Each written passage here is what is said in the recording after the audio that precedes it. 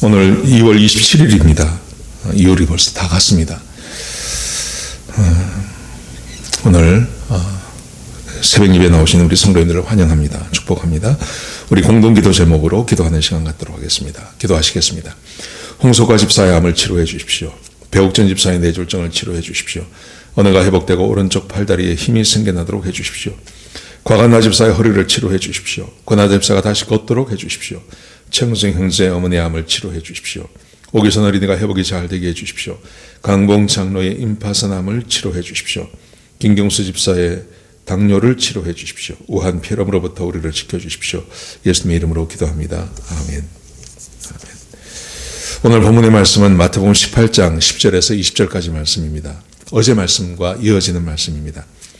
제자들이 예수님께 와서 질문을 했습니다. 예수님, 천국에 누가 큽니까? 그러자 예수님께서 천국에서 어떤 사람이 큰지, 누가 천국에 갈 수 있는지를 말씀하셨습니다. 어린아이처럼 해야 된다. 어린아이처럼 자기를 낮추는 자가 천국에 들어가고 천국에서 큰 자가 된다. 그렇게 말씀하셨습니다.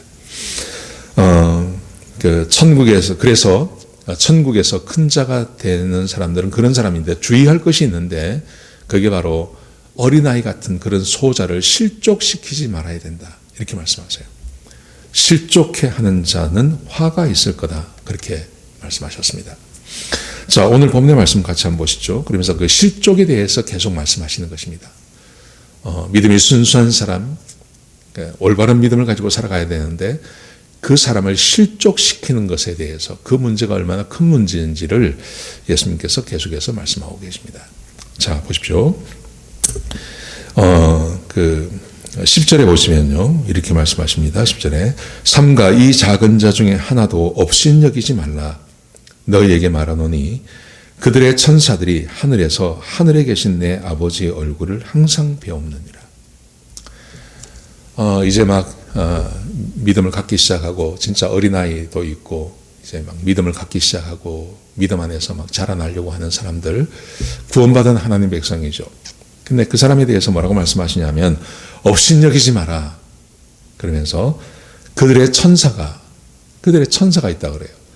그들의 천사가 날마다 하늘에서 하나님 아버지를 배웁는다. 이게 뭐 굉장한 말씀입니다. 여러분 성경에 보면 성경에 보면 수호천사라는 개념이 나와요. 수호천사. 그래서 다니엘서 같은 데 보면 한 국가를 지배하는 수호천사도 있고 사탄도 있습니다. 사탄이 한 나라를 지배하기도 하고 그 나라를 다스리는 천사가 있다고 이야기합니다. 그리고 교회도 마찬가지입니다. 교회 안에도 교회를 보호하는 천사가 있다. 그렇게 말씀하십니다. 그리고 개인도 마찬가지죠. 개인도 천사가 있다고 말씀하십니다. 시편 34편 7절에 보시면 지난 수요일 함께 나누었는데요. 이런 말씀이 있습니다. 여호와의 천사가 주를 경외하는 자를 둘러 진치고 그들을 건지시는도다. 하나님께서 보내신 천사가 하나님을 경외하는 자를 둘러 진치고 그들이 올무와 함정에 빠지지 않도록 그들을 보호해 주신다. 이렇게 말씀하세요. 그런데 오늘 본문의 말씀에서 더 명확히 말씀하시죠. 그들의 천사가 하나님 앞에서 하나님의 얼굴을 날마다 배우며 그들을 보호하고 축복한다. 이렇게 말씀하시는 거예요. 굉장한 말씀이죠. 여러분, 지금 우리가 눈에 보이지 않는 이런 팬데믹이 터져서 백신을 맞아도 어떻게 될지 모르고 이런 지금 상황 아니겠습니까? 여러분, 그런데 우리가 한 가지 참 소망을 갖게 되는 것은 하나님께서 천사를 보내셔서 천사가 우리를 보호하시고 더 놀라운 사실은 우리 안에 성부, 성자, 성령님이 함께 거하신다는 것입니다. 여러분, 이 말씀을 믿으시기 바랍니다. 이 말씀에 소망을 두시기 바랍니다. 자, 그러면서 보세요. 그러면서 업신여기지 말아야 할 그 이유를 이렇게 설명합니다. 그러면서 12절에 보시면 우리가 너무나 잘 아는 말씀이 하나 기록되어 있죠. 어떤 사람이 양 100마리가 있는데 그 100마리 중에 한 마리가 한 어린 양이 길을 잃으면 그러면 99마리를 산에 그냥 두고 이 한 마리를 찾아서 가지 않겠느냐, 이렇게 말씀하세요. 그러면서 그 주인이 99마리를 기뻐하는 것보다 그 잃어버린 양 한 마리를 찾는 것을 얼마나 기뻐하느냐, 그러면서 이 작은 자 중에 하나라도 잃는 것, 실족해 하는 걸 말하는 거죠. 이 작은 자 중, 지금 예수님께서 지금 10절에서도 이 작은 자라는 말을 쓰시거든요. 그러니까 이 작은 자를 업신여기지 마라. 그 작은 자의 천사가 항상 하나님 앞에서 하나님을 배우고 있다. 그러면서 이 작은 자를 이야기해요.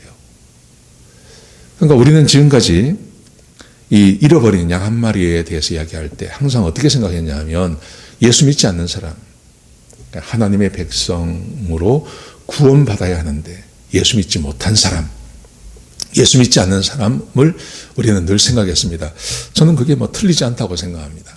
여러분, 그런데 오늘 10장, 18장, 10절에서 이렇게 이 말씀을 쭉 보면, 이 말씀을 보면 이 실족한다는 말이요, 잃어버린 것이라는 말이 어떤 의미를 갖는 거냐 하면, 완전히 예수 믿지 않는, 교회에 들어오지 않는 사람이라는 의미보다는 어제 말씀과 오늘 말씀을 보시면 그렇게 자기를 낮추며 순수한 믿음을 가졌다가 어떤 기존의 신자나 잘못된 지도자를 만나서 범죄하고 죄를 짓고 살아도 괜찮다고 하는 그런 사람을 말하는 수 있는 거예요.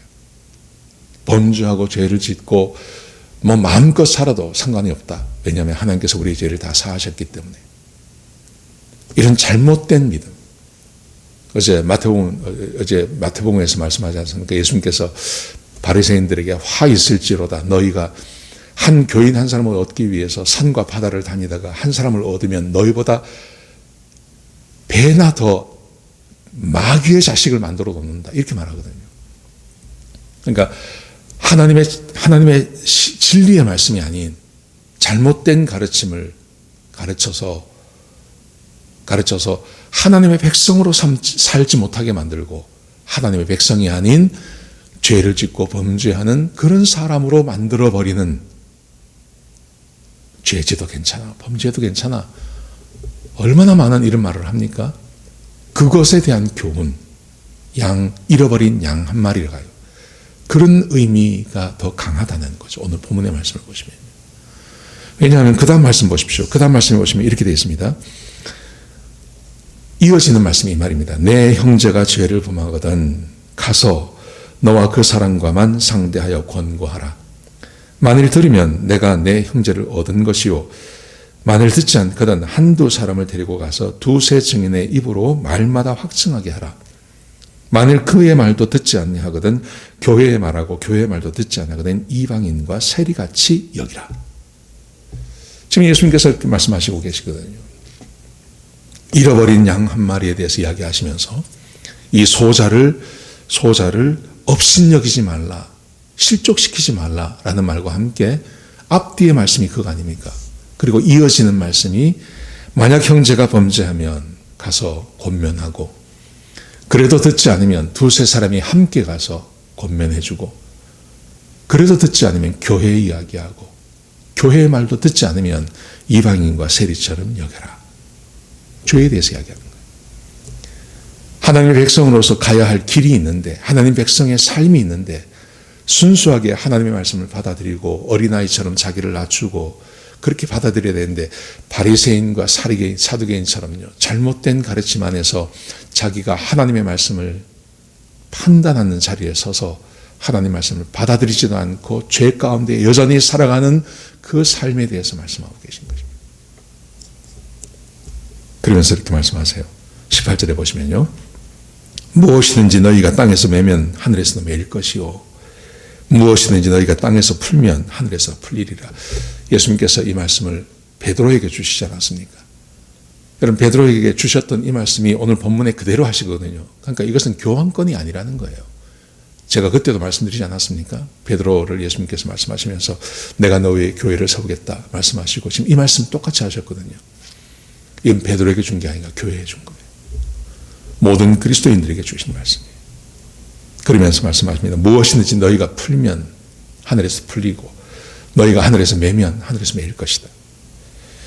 두세 사람이 땅에서 합심하여 기도하면 하늘에 계신 하나님께서 그들의 기도를 너희를 위해 기도를 들어주실 것이다. 두세 사람이 내 이름으로 모인 곳에 나도 그들 가운데 있다. 이렇게 말씀하시는 거예요. 여러분, 그러므로 범죄하고 죄 짓는 것에 대해서 하나님께서 얼마나 심각하게 말씀하시며 교회 말로 듣지 않는 사람, 교회 말까지 듣지 않는 사람을 이방인처럼 여기라. 범죄하고 죄 짓는 것에 대해서 말했는데도 그것에 대해서 그렇게 하는 사람들을 이방인처럼 여길 것을 말씀하십니다. 그리고 교회가 그 사람을 놓고 기도하고 하나님께서 그 사람에게 은혜를 베풀어 주시길 기도하라. 이렇게 말씀하십니다. 여러분, 그러므로 우리가 믿음 생활하면서 정말 중요한 것은 하나님의 말씀을 순수하게 받아들이는 어린 아이 같은 자기를 낮추는 그 믿음이 중요합니다. 그런데 이 세상에 보면 그렇지 않은 분들이 너무 많아요. 진리가 아닌 것을 가르치는 분들이 너무 많아요. 인터넷에도 그런 분들이 얼마나 많은지 모릅니다. 그래서 하나님께서 우리에게 원하시지 않는 길을 가게 하는 것, 범죄하고 죄 짓는 길을 가게 하는 것, 이게 얼마나 큰 죄인지를 기억하라고 이야기하십니다. 우리 하나님의 백성들은 순수하게 하나님의 말씀을 받아들이고 순종하고 하나님 바라보는 그런 귀한 믿음을 갖게 되는 저와 여러분 되시기를 주의 이름으로 축복합니다. 기도하시겠습니다. 아버지 하나님, 감사합니다. 귀한 말씀 주셔서 감사합니다. 하나님, 우리는 하나님 말씀을 하나님 말씀으로 믿는 그런 주의 백성들이 되게 역사하여 주옵소서. 주님만 바라보게 하여 주옵소서.